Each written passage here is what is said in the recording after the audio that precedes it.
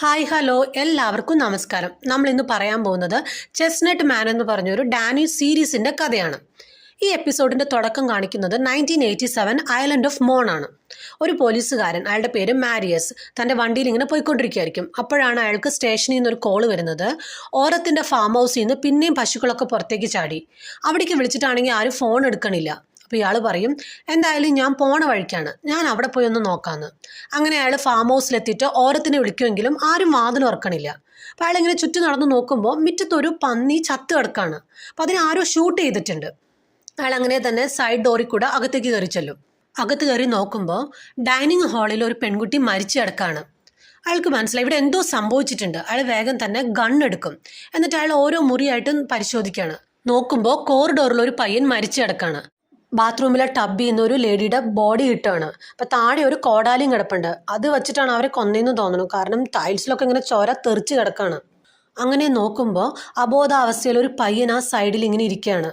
വേഗം ചെന്ന് മാരിയസ് ആ പയ്യനെ 2-3 കുലുക്ക് കുലുക്കുമ്പോഴേക്കും അവൻ ഞെട്ടി കണ്ണുറക്കാണ്. മാരിയസ് വേഗം തന്നെ പോലീസ് സ്റ്റേഷനിലേക്ക് വിളിച്ചിട്ട് പറയും, 3 ബോഡി ഇവിടെ കിട്ടിയിട്ടുണ്ട്, അതുപോലെ നല്ലോണം പരിക്കൊക്കെ പറ്റിയ ഒരു പയ്യനുണ്ടെന്ന് പറയും. വേഗം തന്നെ ഒരു ആംബുലൻസ് ഇങ്ങോട്ട് വിടാം. അപ്പോൾ ആ ലേഡി ചോദിക്കും, മൂത്ത മോനാണോ ഇളയ മോനാണോ എന്ന്. മാരിയസ് പറയും, ഏജ് കണ്ടിട്ട് ഇളയ കുട്ടിയാണെന്നാണ് തോന്നണേന്ന്. അപ്പോൾ അവർ പറയും, ഈ ഓരോ വൈഫും ഒരു ട്വിൻസിനെ ദത്തെടുത്തിരുന്നു. അപ്പോൾ അതിലൊരെണ്ണം ആൺകുട്ടിയാണ്, മറ്റു പെൺകുട്ടി എവിടെയാണെന്ന് ചോദിക്കും. മാരിയസ് പറയും, ഞാനിവിടെ പെൺകുട്ടിയൊന്നും കണ്ടില്ല എന്നും പറഞ്ഞ് വേഗം കോള് കട്ട് ചെയ്യും. എന്നിട്ട് അയാൾ താഴെ ബേസ്മെൻറ്റിലേക്ക് ഇറങ്ങി ചെന്ന് നോക്കുകയാണ്. താഴേക്ക് ഇറങ്ങി ചെല്ലുമ്പോൾ ഒരു മുറി നിറയെ ചെസ്നട്ട് വെച്ച് ഒരു മനുഷ്യൻ്റെ രൂപം പോലെ എന്തോ ഇങ്ങനെ ഉണ്ടാക്കി വെച്ചിട്ടുണ്ട്. അപ്പോൾ അയാൾ അതിങ്ങനെ നോക്കിക്കൊണ്ടിരിക്കുമ്പോഴാണ് താഴെ പെട്ടെന്നൊരു അനക്കം കേൾക്കണത്. തിരിഞ്ഞു നോക്കുമ്പോൾ ടേബിളിൻ്റെ അടിയിൽ ഒരു പെൺകുട്ടി ഇങ്ങനെ പേടിച്ച് വിറച്ചിരിക്കുകയാണ്. അപ്പോൾ അയാൾ പറയും, പേടിക്കേണ്ട, ഞാൻ പോലീസാണ്, നീ ഇവിടെ ഈ താഴെയാണോ താമസിക്കണേന്ന് ചോദിക്കും. അപ്പോൾ ആ പെൺകുട്ടി ഇങ്ങനെ അയാളെ നോക്കുന്നുണ്ട്. പെട്ടെന്ന് മാരിയസിൻ്റെ പുറകിൽ ഒരു രൂപം ഇങ്ങനെ വരണത് നമ്മളെ കാണിക്കുന്നുണ്ട്. അപ്പോൾ ഈ പെൺകുട്ടി കണ്ണും ചെവിയൊക്കെ ഇങ്ങനെ പൊത്തിയിരിക്കുകയാണ്. മാരിയസ് വേഗം തന്നെ ബാക്കിലേക്ക് ഇങ്ങനെ തിരിഞ്ഞു നോക്കും. അവിടെ നിന്ന് പിന്നെ നമ്മളെ കട്ട് ചെയ്തിട്ട് പ്രസൻറ്റ് ഡേ ആണ് കാണിക്കുന്നത്, കോപ്പൻഹാഗൻ. ഈ സീരീസിലെ നായിക തുളിനെയാണ് പിന്നെ കാണിക്കുന്നത്. ആളൊരു പോലീസ് ഓഫീസറാണ്. ഒരു മോളുണ്ട്, ലേ, സിംഗിൾ പാരൻ്റ് ആണ്. അപ്പോൾ രാവിലെ കൊച്ചിനെ സ്കൂളിൽ കൊണ്ടുവന്ന് വിടാണ്. അപ്പോൾ കൊച്ചിനാണെങ്കിൽ ആകെ വിഷമം. ഇന്ന് ഫാമിലി ട്രീ ഉണ്ടാക്കി കൊണ്ടുവരാൻ പറഞ്ഞതായിരുന്നു. ഇവരുടെ ട്രീയിലാണെങ്കിൽ ആകെ 2 പേരേ ഉള്ളൂ. അപ്പോൾ ലേ ചോദിക്കുന്നുണ്ട്, ഞാൻ സെബാസ്റ്റ്യൻ്റെ പടം ഒട്ടിക്കട്ടെ എന്ന്. സെബാസ്റ്റ്യൻ തുളിൻ്റെ ബോയ് ഫ്രണ്ടാണ്. തുളിൻ സമ്മതിക്കില്ല. അതൊന്നും ഇപ്പോൾ വേണ്ടാന്നും പറഞ്ഞ് കൊച്ചിനെ സ്കൂളിൽ വിട്ടിട്ട് ആൾ ഓഫീസിലേക്ക് പോവാണ്. അപ്പോൾ പോകുന്ന വഴി നമ്മളെ ഒരു റേഡിയോ ന്യൂസ് ഇങ്ങനെ കേൾപ്പിക്കുകയാണ്. അപ്പോൾ അതിൽ പറയുന്നത് എന്താണെന്ന് വെച്ചാൽ, ഇന്ന് പാർലമെൻറ്റ് ഓപ്പണിംഗ് ദിവസമാണെങ്കിലും ഏറ്റവും വലിയ പ്രത്യേകത എന്താണെന്ന് വെച്ചാൽ, ഇന്നാണ് നമ്മുടെ സോഷ്യൽ അഫയേഴ്സ് മിനിസ്റ്ററായ റോസ ഹർട്ടിങ് റീജോയിൻ ചെയ്യണത്. കഴിഞ്ഞ വർഷം അവരുടെ മകളെ ആരോ തട്ടിക്കൊണ്ടുപോയി കൊന്നു. പിന്നെ അവർ ലീവായിരുന്നു. അതിനുശേഷം ഇന്നാണ് അവർ ജോയിൻ ചെയ്യണമെന്ന് പറഞ്ഞിങ്ങനെ ന്യൂസ് പറഞ്ഞുകൊണ്ടിരിക്കുകയാണ്. തുളിൻ ഓഫീസിലെത്തിയിട്ട് ബോസിനെ വെയിറ്റ് ചെയ്ത് നിൽക്കുകയാണ്. തുളിൻ ഇപ്പോൾ വർക്ക് ചെയ്യുന്നത് ഹോമിസൈഡ് ഡിപ്പാർട്ട്മെൻറ്റിലാണ്. അപ്പോൾ ഇവിടെ ഭയങ്കര തിരക്കാണ്. അത് കാരണം കുട്ടിയായിട്ട് അധികം നേരം ടൈം സ്പെൻഡ് ചെയ്യാൻ പറ്റണില്ല. അപ്പോൾ ആൾക്ക് സൈബർ സെല്ലിലേക്ക് മാറിയാൽ കൊള്ളാമെന്നുണ്ട്. അപ്പോൾ ബോസിൻ്റെ ഒരു റെഫറൻസും കൂടി ഉണ്ടെങ്കിൽ അത് കുറച്ചും കൂടി ഒരു ഇതായിരിക്കും. അത് പറയാനായിട്ട് ഇങ്ങനെ വെയിറ്റ് ചെയ്തുകൊണ്ടിരിക്കുകയാണ്. ബോസിനോട് ഈ കാര്യം പറയുമ്പോൾ അയാൾ സമ്മതിക്കില്ല. തുളിൻ ഇൻവെസ്റ്റിഗേഷനിൽ മിടിക്കുകയാണ്. അപ്പോൾ അയാൾ പറയുന്നുണ്ട്, നീ ഈ ഡെസ്ക് ജോബ് ചെയ്ത് എന്തിനാ വെറുതെ സമയം കളയണേ, അതിനെക്കുറിച്ചൊക്കെ നമുക്ക് പിന്നീട് ഡിസ്കസ് ചെയ്യാമെന്ന് പറഞ്ഞ് പുതിയൊരു മർഡർ കേസ് ഏൽപ്പിക്കുകയാണ്. അത് കഴിഞ്ഞ് കാണിക്കുന്നത് മിനിസ്റ്ററുടെ വീടാണ്. റോസയ്ക്ക് മോളെ കൂടാതെ ഒരു മോനും ഉണ്ട്. അപ്പോൾ അവർ മോളുടെ മുറിയിലിരുന്ന് മോളുടെ ഡ്രസ്സൊക്കെ എടുത്തു വെച്ചിട്ട് ഇങ്ങനെ ആകെ വിഷമിച്ചുകൊണ്ടിരിക്കുകയാണ്. അപ്പോൾ ഹസ്ബൻഡ് വന്നിട്ട് പറയും, ഇനി ഇതെല്ലാം ആലോചിച്ചിരുന്നിട്ട് കാര്യമൊന്നുമില്ല, എല്ലാം കഴിഞ്ഞു പോയില്ലേ, വേഗം റെഡിയായി താഴെ വരാൻ പറയും, എല്ലാവരും അവിടെ നിൽക്കുന്നുണ്ടെന്ന്. റോസ താഴെ ചെല്ലുമ്പോൾ അവരുടെ PA വോഗലും ആൾക്കിപ്പോൾ പുതിയ ഡ്രൈവറാണുള്ളത്, ജേക്കബ്, റോസയെ വെയിറ്റ് ചെയ്ത് ഇങ്ങനെ ഇരിക്കുകയാണ്. അവിടെ നിന്ന് കട്ട് ചെയ്ത് കാണിക്കുന്നത് തുളിനും അവരുടെ അസിസ്റ്റൻ്റ് ഹെസ്സും കൂടി ഈ ക്രൈം നടന്ന വീട്ടിലേക്ക് പോവാണ്. അപ്പോൾ ഹെസ്സും പുതിയ ആളാണ്. ആളെ ഇൻ്റർപോളിലായിരുന്നു. അവിടെ നിന്ന് കുറച്ച് ദിവസത്തേക്ക് ഇങ്ങോട്ടേക്ക് പോസ്റ്റിംഗ് കിട്ടിയേക്കണാണ്. ആളുടെ ഫീൽഡ് ഇൻവെസ്റ്റിഗേഷൻ അല്ല, ആൾ ഈ സ്ക്വാഡ് ഫോഴ്സ് പോലെ അതിലുണ്ടായിരുന്നതാണ്. അപ്പോൾ കുറച്ച് ദിവസത്തേക്ക് വേണ്ടിയിട്ടാണ് ഇങ്ങോട്ടേക്ക് പോസ്റ്റിംഗ് കിട്ടിയേക്കണേ. അങ്ങനെ 2 പേരും കൂടി ക്രൈം സീനിലെത്താണ്. മരിച്ചത് ഒരു ലേഡിയാണ്, ലോറ, 37 വയസ്സ്, കോപ്പൻഹാഗനിലെ ഒരു ഡെൻ്റൽ നഴ്സായിട്ട് ജോലി വെക്കുമായിരുന്നു. അപ്പോൾ അവിടുത്തെ ഓഫീസർ തുളിന് ഡീറ്റെയിൽസ് പറഞ്ഞു കൊടുക്കുകയാണ്. രാത്രി ഉറങ്ങാൻ പോയതിന് ശേഷമാണ് ഇത് സംഭവിച്ചിട്ടുള്ളത്. ബേസ്മെൻറ്റിലെ ഡോറ് ആരോ തള്ളി തുറന്നിട്ടുണ്ട്. ഇവർക്ക് 10 വയസ്സുള്ളൊരു മോനാണുള്ളത്. കൊച്ച് രാവിലെ എഴുന്നേറ്റ് അമ്മയെ കാണാഞ്ഞിട്ട് അപ്പുറത്തെ വീട്ടിൽ പോയി പറഞ്ഞു. അവർ വന്ന് നോക്കുമ്പോൾ ഇവിടെ ആരുമില്ല. ബാക്കിലെ പ്ലേ ഗ്രൗണ്ടിൽ ഒരു പട്ടിയുടെ നിർത്താതെയുള്ള കുരയ്ക്കണ ഒച്ച വിട്ട് ചെന്ന് നോക്കുമ്പോഴാണ് അവിടെ ഈ ബോഡി കിടക്കണം കാണുന്നതെന്ന്. അമ്മയും മോനും മിക്ക ദിവസവും അവിടെ പോകാറുണ്ട് ആ പ്ലേ ഗ്രൗണ്ടിൽ.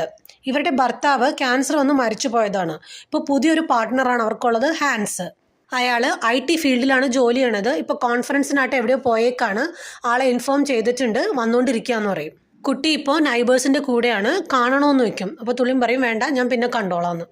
തുളിൻ നേരെ ബോഡി കിടക്കുന്ന ഇടത്തേക്ക് ചെല്ലാണ്. അപ്പോൾ അത് ചെറിയൊരു കാട് പോലത്തെ ഏരിയ ആണ്. അപ്പോൾ ഫോറൻസിക്കാരൊക്കെ ഓൾറെഡി അവിടെ വന്നിട്ടുണ്ട്. അവരിതിങ്ങനെ ഡീറ്റെയിൽസ് ഒക്കെ എടുത്തുകൊണ്ടിരിക്കുകയാണ്. അപ്പോൾ ഇതിൻ്റെ ഹെഡ് ജെൻസിനെ തുളിനറിയാം. അപ്പോൾ അയാൾ പറയുന്നത് ഈ സംഭവം നടന്നിരിക്കുന്നത് രാത്രിയാണ്, നല്ല മഴയുണ്ടായിരുന്നു, അത് കാരണം ഫുട് പ്രിൻറ്റ്സ് ഒന്നുമില്ല, എല്ലാം ഒലിച്ചു പോയേക്കാണ്. റോസയുടെ ബോഡി നോക്കുമ്പോൾ 2 കൈയും മരത്തിനോട് ചേർത്ത് ഇങ്ങനെ കെട്ടി വച്ചേക്കാണ്. ആ ബോഡിയിൽ നിന്ന് ഒരു കൈപ്പത്തി വെട്ടിയെടുത്തിട്ടുണ്ട്. അതുപോലെ ഒരു കണ്ണിൻ്റെ വശത്ത് ഒന്നുമില്ല, വലിയൊരു ഓട്ടയാണ്. ജെൻസ് പറയും എൻ്റെ ഒരു നിഗമനം എന്താണെന്ന് വെച്ചാൽ ഇതിൻ്റെ അടുത്തേക്കൂടെ ട്രെയിൻ പാസ് ചെയ്യുന്നുണ്ട്. അപ്പോൾ അങ്ങനെ ട്രെയിൻ പോയ സമയത്താണ് ഇത് നടന്നിരിക്കണത്. കാരണം ഒച്ചയൊന്നും ആരും കേട്ടിട്ടില്ല. ഇവരെ വീട്ടിൽ വെച്ച് ബോധം കെടുത്തിയിട്ട് ഇവിടേക്ക് കൊണ്ടുവന്നാണ്. കാരണം കാലിൻ്റെ അടിയൊക്കെ ക്ലീനാണ്, ചെളിയൊന്നുമില്ല. തുളിൻ ചോദിക്കും കൈപ്പത്തി കിട്ടിയോന്ന് ചോദിക്കും. അപ്പോൾ ജെൻസ് പറയും അത് ഞങ്ങൾ വരുമ്പോഴും ഇവിടെ ഉണ്ടായിരുന്നില്ല, വല്ല പട്ടി എങ്ങാനും എടുത്തുകൊണ്ട് പോയിട്ടുണ്ടാവും. തുളിൻ അങ്ങനെ നോക്കുമ്പോൾ ഈ ബോഡിക്ക് അടുത്ത് നിന്ന് ഒരു ചെസ്നട്ട് കൊണ്ട് ഒരു മനുഷ്യൻ്റെ രൂപം ഉണ്ടാക്കിയ ഒരു ചെറിയൊരു ഫിഗറിൻ കിട്ടുകയാണ്. അപ്പോൾ അവർ അതും കൂടി ചെക്ക് ചെയ്യാനായിട്ട് എടുത്തോണ്ട് പോകും. അവിടെ നിന്ന് കട്ട് ചെയ്ത് പിന്നെ കാണിക്കുന്നത് റോസയാണ്. അവർ ഓഫീസിൽ ചാർജ് എടുത്തു. അപ്പോൾ അവരുടെ അസിസ്റ്റൻ്റാണ് ലിവ്. അപ്പോൾ ഇന്നത്തെ പ്രോഗ്രാംസ് ഒക്കെ എന്താണെന്ന് ഇങ്ങനെ റോസയ്ക്ക് പറഞ്ഞു കൊടുക്കുകയാണ്. അപ്പോൾ റോസ പറയും എൻ്റെ മെയിൽ ഭയങ്കര ഡൗൺ ആണ്, ചെക്ക് ചെയ്യാൻ പറ്റണില്ല എന്ന്. അപ്പോൾ ലിവ് പറയും അത് ഹെഡ് ഓഫ് ഡിപ്പാർട്ട്മെൻറ്റ് നോക്കുന്നുണ്ടെന്ന്. അപ്പോൾ റോസ ചോദിക്കും എൻ്റെ മെയിലൊക്കെ അവരെന്തിനാ ചെക്ക് ചെയ്യണേന്ന്. അപ്പോൾ ലിവ് പറയും നിങ്ങൾക്കൊരു ത്രെട്ട് ഇമെയിൽ വന്നിട്ടുണ്ട്, നിങ്ങളുടെ മോളുമായിട്ട് റിലേറ്റ് ചെയ്തുകൊണ്ടാണെന്ന്. പിന്നെ കാണിക്കുന്നത് ഇവർ മരിച്ച ലോറയുടെ വീട് ചെക്ക് ചെയ്യുന്നതാണ്. അപ്പോഴേക്കും ലോറയുടെ പാർട്ട്ണർ ഹാൻസ് വരും. അയാളെ ചോദ്യം ചെയ്യുമ്പോൾ അയാൾ പറയും 1 വർഷമായിട്ട് അയാൾക്ക് ലോറയെ അറിയാം, ഒരു ഓൺലൈൻ ഡേറ്റിംഗ് ആപ്പ് വഴിയാണ് പരിചയപ്പെട്ടത്, കഴിഞ്ഞ ന്യൂ ഇയർ മുതൽ അയാൾ ഇവിടെയാണ് താമസിക്കുന്നത്. അയാൾ ചോദിക്കുന്നുണ്ട് ബോഡി പ്ലേ ഗ്രൗണ്ടിൽ നിന്ന് കിട്ടിയെന്നല്ലേ പറഞ്ഞത്, പിന്നെ എന്തിനാ നിങ്ങൾ വീടും ഗരാജും ഒക്കെ ചെക്ക് ചെയ്യണേന്ന്. അപ്പോൾ അയാൾ പറയും ഇന്നലെ രാത്രി ഞങ്ങൾ വിളിച്ച് സംസാരിച്ചിരുന്നു.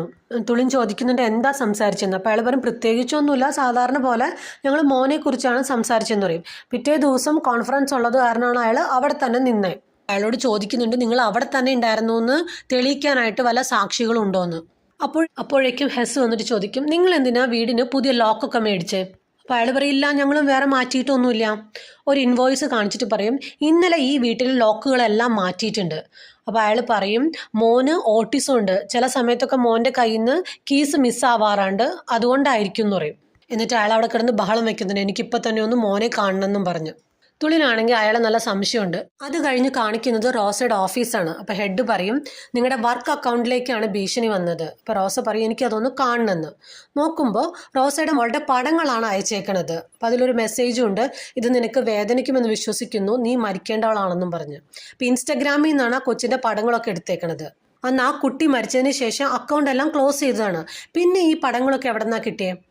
പിന്നെ കാണിക്കുന്നത് തുളിൻ പോസ്റ്റ്മോർട്ടം ചെയ്ത ഡോക്ടറെ കാണാൻ പോവാണ്. അപ്പോൾ അയാൾ പറയും ശരീരം മൊത്തം അടിയിട്ടിട്ടുണ്ട്, അതുപോലെ മാഷറ്റ് പോലത്തെ ഒരു വലിയ കത്തി ഉപയോഗിച്ചിട്ടാണ് ഈ കൈപ്പത്തി വെട്ടിയെടുത്തേക്കണത്. സെക്ഷൽ അസോൾട്ടൊന്നും നടന്നിട്ടില്ല, വേറെ തെളിവൊന്നും കിട്ടിയിട്ടില്ല. അപ്പോഴാണ് ഫോറൻസിക് ഹെഡ് ജെൻസ് വിളിക്കുന്നത് അവിടെ വരെ ഒന്ന് ചെല്ലാൻ പറഞ്ഞു. അവിടെ ചെല്ലുമ്പോൾ ജെൻസ് പറയും ഈ ചെസ്നട്ട് മാനിൻ്റെ ഫിഗർ ഞാനൊന്ന് ടെസ്റ്റ് ചെയ്തിരുന്നു, അപ്പോൾ അതിൽ നിന്ന് എനിക്കൊരു ഫിംഗർ പ്രിൻറ്റ് കിട്ടിയിട്ടുണ്ട്, അത് ക്രിസ്റ്റിൻ ഹാർട്ടിങ്സിൻ്റെ ആണെന്ന് പറയും. അപ്പോൾ തുളിൻ ചോദിക്കും ഏത് റോസ ഹാർട്ടിങ്സിൻ്റെ മകളോ, അവർ മരിച്ചു പോയില്ലേ? അപ്പോൾ ജെൻസ് പറയുന്നുണ്ട് ഞാൻ അത് കാരണം 3 പ്രാവശ്യം ചെക്ക് ചെയ്തു, ഇത് ക്രിസ്റ്റിൻ ഹാർട്ടിങ്സിൻ്റെ തന്നെ ഫിംഗർ പ്രിൻ്റാന്ന് പറയും. ഒരു വേഗം തന്നെ ബോസിനെ വിളിച്ച് പറയും. അപ്പോൾ അയാൾ പറയും ഇതിൻ്റെ പേരിൽ ഇപ്പം ഇനി അങ്ങോട്ട് ചോദിക്കാനൊന്നും ചെല്ലണ്ട, അവർ ഓൾറെഡി കുറേ അനുഭവിച്ചതാണ്, ഇനി വേണ്ട. ആ ചെസ്റ്റ് മാൻ്റെ ഫിഗർ ചിലപ്പോൾ എന്തെങ്കിലും കോയിൻസിഡൻസ് ആയിരിക്കും. പക്ഷേ തുളിനാണെങ്കിൽ ഒരു ഇരിക്കപ്പുറത്തില്ല. അവർ നേരെ റോസയുടെ വീട്ടിലേക്ക് ചെല്ലാണ്. അപ്പോൾ റോസയുടെ ഹസ്ബൻഡ് ആയിരിക്കും വാതിൽ തുറക്കണത്. അയാളോട് പറയും ഒരു കേസ് സംബന്ധമായിട്ട് വന്നതാണ്, ക്രൈം സീനിൽ നിന്ന് ഒരു ചെസ്നട്ട് മാനിൻ്റെ ഫിഗറിൻ കിട്ടിയിട്ടുണ്ട്, അപ്പോൾ അതിനുള്ള ഫിംഗർ പ്രിൻറ്റ് ക്രിസ്റ്റിൻ്റെ ആണെന്ന് പറയും. നിങ്ങൾക്ക് എന്തെങ്കിലും അറിയാമോ എന്ന് ചോദിക്കും. അപ്പോൾ അയാൾ പറയും ഇല്ല. എന്നിട്ട് ഈ മരിച്ച ലോറയുടെ പേരും അതുപോലെ അവരുടെ സ്ഥലമൊക്കെ പറയും, ഇവരെ അറിയാമോ എന്ന് ചോദിക്കും. അപ്പോൾ അയാൾ പറയില്ല അറിയില്ല എന്ന് പറയും.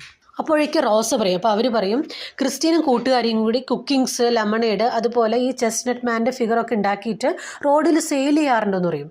അപ്പോൾ തുളിൻ ചോദിക്കും ഇവരുടെ കയ്യിൽ നിന്ന് ഇത് ആരാ മേടിക്കണമെന്ന് അറിയാമോ എന്ന്. അപ്പോൾ റോസ പറയും ആര് വേണമെങ്കിലും ആകാം, അവിടെ കൂടെ റോഡിൽ കൂടെ പോകണം, ആർക്ക് വേണമെങ്കിലും മേടിക്കാമല്ലോ. അത് കഴിഞ്ഞ് കാണിക്കുന്നത് തുളിൻ വീട്ടിൽ ചെല്ലുമ്പോൾ സെബാസ്റ്റ്യൻ പുറത്തിരിക്കുകയാണ്. അപ്പോൾ തുളിൻ ഇല്ലാത്തപ്പോൾ കുഞ്ഞിനെ നോക്കാൻ വരുന്നത് സ്റ്റെപ്പ് ഫാദറാണ്. ആൾക്ക് സെബാസ്റ്റ്യൻ അത്ര താല്പര്യമൊന്നുമില്ല. അപ്പോൾ ഇന്ന് സെബാസ്റ്റ്യനെ ഡിന്നർ കഴിക്കാൻ വിളിച്ചിട്ടുണ്ട്, അതാണ് പുള്ളി വന്നേക്കണത്. അകത്ത് കയറിയിട്ട് എല്ലാവർക്കും സെബാസ്റ്റ്യനെ ഇൻട്രൊഡ്യൂസ് ചെയ്ത് കൊടുക്കുന്നുണ്ട്. തുളിൻ സെബാസ്റ്റ്യനോട് പറയും ഈ ഫാദർ പോലീസ് ഓഫീസറായിരുന്നു, അതാണ് ഇത്തിരി റഫ് എന്ന് പറയും. അപ്പോൾ സെബാസ്റ്റ്യൻ പറയും അത് കുഴപ്പമൊന്നുമില്ല. അപ്പോഴാണ് കൊച്ച് അവളുണ്ടാക്കിയ ചെസ്നട്ട് മാനെയൊക്കെ കൊണ്ട് കാണിക്കണത്. അപ്പോൾ സെബാസ്റ്റ്യൻ പറയുന്നുണ്ട് ഞാനും കുട്ടിയായിരുന്നപ്പോൾ ഇതുപോലെയൊക്കെ ഉണ്ടാക്കിയെന്നും പറഞ്ഞ് രണ്ടുപേരും കൂടി അത് വെച്ച് കളിച്ചുകൊണ്ടിരിക്കുകയാണ്. അപ്പോൾ തുളിൻ ഇതൊക്കെ ഇങ്ങനെ നോക്കിക്കൊണ്ടിരിക്കുകയാണ്. പെട്ടെന്ന് തുളിൻ പറയും ഞാൻ ഇപ്പോൾ വരാമെന്നും പറഞ്ഞ് പുറത്തേക്ക് ഇറങ്ങാണ്. എന്നിട്ട് ഈ സ്റ്റെപ്പ് ഫാദർ വിളിച്ചിട്ട് പറയും ഞാൻ അത്യാവശ്യമായിട്ട് ഒരു സ്ഥലം വരെ പോവാണ്, ഒന്ന് കൊച്ചിൻ്റെ അടുത്ത് പോയിരിക്കാമോ എന്ന് വയ്ക്കും. തുളിൻ നേരെ പോകുന്നത് ആ മരിച്ച ലോറയുടെ മോനെ കാണാനാണ്. അപ്പോൾ അവനിപ്പോൾ ഒരു ഇൻസ്റ്റിറ്റ്യൂഷനിലാക്കിയേക്കാണ്. അവിടേക്ക് ചെല്ലും. നോക്കുമ്പോൾ അവിടെ ഓൾറെഡി ഹെസ് എത്തിയിട്ടുണ്ട്. അങ്ങനെ രണ്ടുപേരും കൂടി ആ കുട്ടിയെ കാണാൻ അകത്തേക്ക് ചെല്ലാണ്. എന്നിട്ട് അവനോട് കുറേ ഫോട്ടോ കാണിച്ചിട്ട്, ആ ക്രൈം സീനിൽ നിന്ന് എടുത്ത ഫോട്ടോ കാണിച്ചിട്ട് ചോദിക്കും ഇതിൽ എന്തെങ്കിലും അൺയൂഷ്വലായിട്ടുണ്ടെങ്കിൽ ഒന്ന് പറയാൻ പറയും. എന്നിട്ട് അവൻ ഓരോ ഫോട്ടോ നോക്കിയിട്ട് അതിൽ ഈ ചെസ്റ്റ്നട്ട് മാനിൻ്റെ ഫിഗറിൽ വെച്ചൊരു ഫോട്ടോ ഉണ്ടാവും. അത് കാണിച്ചിട്ട് ഇങ്ങനെ ചൂണ്ടിക്കാണിക്കും. അപ്പോൾ അവർ ചോദിക്കും നീ ഇത് ആദ്യമായിട്ടാണോ കാണുന്നത്, ഇതിനു മുമ്പ് പ്ലേ ഗ്രൗണ്ടിൽ കണ്ടിട്ടില്ലെന്ന് ചോദിക്കും. അപ്പോൾ അവൻ പറയും ഇല്ല എന്ന് തലയാട്ടും. ഇന്നലെ കളിക്കാൻ പോയപ്പോഴും ഉണ്ടായിരുന്നില്ലേന്ന് ചോദിക്കും. അപ്പോൾ അവൻ ഇല്ലാന്ന് ഇങ്ങനെ തലയാട്ടും. പുറത്തേക്ക് ഇറങ്ങിയിട്ട് ഹെസ് തുളിനോട് പറയും നമുക്ക് ക്രിസ്റ്റീൻ്റെ കേസ് റീഓപ്പൺ ചെയ്യണം. ക്രൈം നടത്തിയതിന് ശേഷമാണ് ഈ ഫിഗറിന് അവിടെ കൊണ്ടുവച്ചേക്കണത്, അതും ആ ഫിംഗർ പ്രിൻറ്റും കൂടി ഉണ്ട്. തുളിൻ സമ്മതിക്കില്ല, അത് ഓൾറെഡി ക്ലോസ് ചെയ്ത കേസാണ്. സംഭവം ശരി, ആ കുട്ടിയുടെ ബോഡി കിട്ടിയിട്ടില്ല, പക്ഷേ അത് കുറ്റം ചെയ്ത ആളെ കണ്ടുപിടിക്കുകയും ചെയ്തു, അവനത് സമ്മതിക്കുകയും ചെയ്തതാണ്. അയാളിപ്പോൾ ജയിലിലാണ്. ഹെസ് അവിടെ നിന്ന് ദേഷ്യപ്പെട്ട് പോവുകയാണ്. പിന്നെ അവിടെ നിന്ന് കട്ട് ചെയ്ത് കാണിക്കുന്നത് കുട്ടികളുടെ ഒരു കൊയർ സോങ് ആണ്. അവർ ചെസ്റ്റ്നട്ട് മാനിനെ കുറിച്ചൊരു പാട്ടൊക്കെ പാടിക്കൊണ്ടിരിക്കുകയാണ്. അപ്പോൾ അവരുടെ പാരൻസൊക്കെ അതൊക്കെ ഇരുന്നിങ്ങനെ കേട്ടുകൊണ്ടിരിക്കുകയാണ്. അപ്പോൾ അതിൽ ഒരു കേളി ഹെയർ ഉള്ളൊരു ലേഡി ഇങ്ങനെ എടുത്ത് കാണിക്കുന്നുണ്ട്. അപ്പോൾ അവരുടെ മക്കളും അതോട്ടിരുന്ന് പാടിക്കൊണ്ടിരിപ്പുണ്ട്. അവരിതിങ്ങനെ കേട്ടുകൊണ്ടിരിക്കുകയാണ്. പെട്ടെന്ന് അവർ മേളിലേക്ക് നോക്കുമ്പോൾ ഒരു മുഖം മൂടി വെച്ച പോലത്തെ ഒരാൾ മേളിൽ നിന്ന് അവരെ ഇങ്ങനെ സൂക്ഷിച്ച് നോക്കുന്നുണ്ട്. അപ്പോൾ അവരൊന്നും കൂടെ നോക്കുമ്പോഴേക്കും അയാൾ അവിടെ നിന്ന് പോവാണ്. ഇതും കാണിച്ചുകൊണ്ടാണ് ഈ എപ്പിസോഡ് അവസാനിക്കുന്നത്.